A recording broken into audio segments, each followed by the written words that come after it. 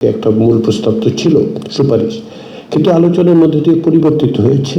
সব বিষয়ে আমরা একেবারে সবটাই একমত হব না, কিছু জায়গায় হয়তো একমত হব। সময়ের স্বল্পতার বিবেচনায় আমরা জুলাই মাসের মধ্যে যে সনদ তৈরি করতে চাচ্ছি সেই সনদে কোনটা অন্তর্ভুক্ত থাকবে কোনটা থাকবে না সেটা আমাদের সিদ্ধান্ত নিতে হবে। যেগুলো থাকবে না, যেগুলো একমত হবে না, সেগুলো উল্লেখিত থাকবে, যেগুলো আলোচিত হয়েছে কিন্তু একমত হওয়া যায়নি। সেই কাঠামোর দিক থেকেই আমরা আজকে যে বিষয়গুলো নির্ধারণ করেছি সেটা হচ্ছে যে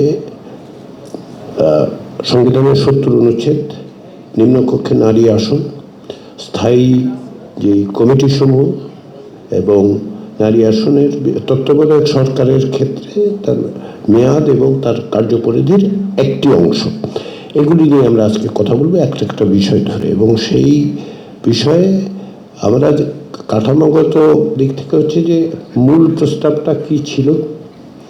সংবিধান সংস্কার কমিশন বা নির্বাচন সংস্কার কমিশনের পক্ষ থেকে একটা মূল প্রস্তাব তো ছিল সুপারিশ, কিন্তু আলোচনার মধ্যে দিয়ে পরিবর্তিত হয়েছে।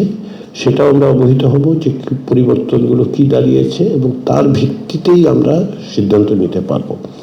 এক্ষেত্রে যেটা আমি আপনাদেরকে অনুরোধ করব, আমাদের মনে রাখতে হবে যে কোন জায়গায় ন্যূনতম এক জায়গায় আমরা একত্রিত হচ্ছি। সব বিষয়ে আমরা একেবারে সবটাই একমত হব না, কিছু জায়গায় হয়তো একমত হব। বাকিটুকু প্রত্যেকটি রাজনৈতিক দল তাদের অবস্থান থেকে তাদের নির্বাচনী ইশতেহার, দলীয় ইশতেহার, সব জায়গায় তারা আরও যদি যুক্ত করতে চান ওই বিষয়ে বলবেন, জনগণকে বলবেন, জনগণ সেটা গ্রহণ করবে কিনা সেটা তাদের বিষয়।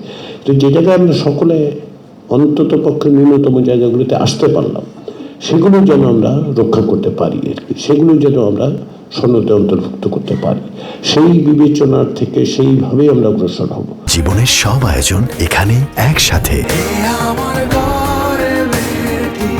ধরুন একটি বিষয়ে আপনার দলের পক্ষ থেকে বা তারও আগে কমিশনের পক্ষ থেকে একটা প্রস্তাব আছে, সেটাই চূড়ান্ত কথা নয়।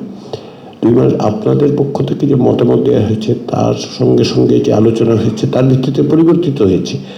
আমরা সেই পরিবর্তনের জায়গাটাকেই বরঞ্চ ধরব যে সেটাকেই আমরা জাতীয় সনদে অন্তর্ভুক্ত করতে চাই এবং সেটা আপনাদের সম্মতির ভিত্তিতেই চাই। এটা তো কমিশনের একার সিদ্ধান্ত নয়, আপনাদের সকলের সম্মতি থাকলে আমরা সেভাবে সেটাকে অন্তর্ভুক্ত করব। তো এবং সেইটুকু আমরা অর্জন করতে চাই আগামী যেই এই পর্যায়ের আলোচনা সেটাতে। আর যেহেতু ঈদের একটা বড় ছুটি আছে, আজকে আমরা শুরু করছি, পরবর্তী বৈঠকগুলো আমরা ঈদের পরে করব। আমাদের লক্ষ্য হচ্ছে একত্রে বসা সকলে মিলে। তো ঈদের আগে, সরকারি ছুটির আগে মাত্র একটি দিন আছে, আমাদের অনেকেরই প্রস্তুতির ব্যাপার আছে ঈদের, সেই কারণে আর আমরা আগামীকাল বৈঠকের ব্যবস্থা করিনি, কারণ অনেকের বিভিন্ন রকম প্রস্তুতি থাকে ঈদকে কেন্দ্র করে। কেউ কেউ মানে বাইরে বাড়িতে ফিরতে চান, সেই সমস্ত বিষয় আছে।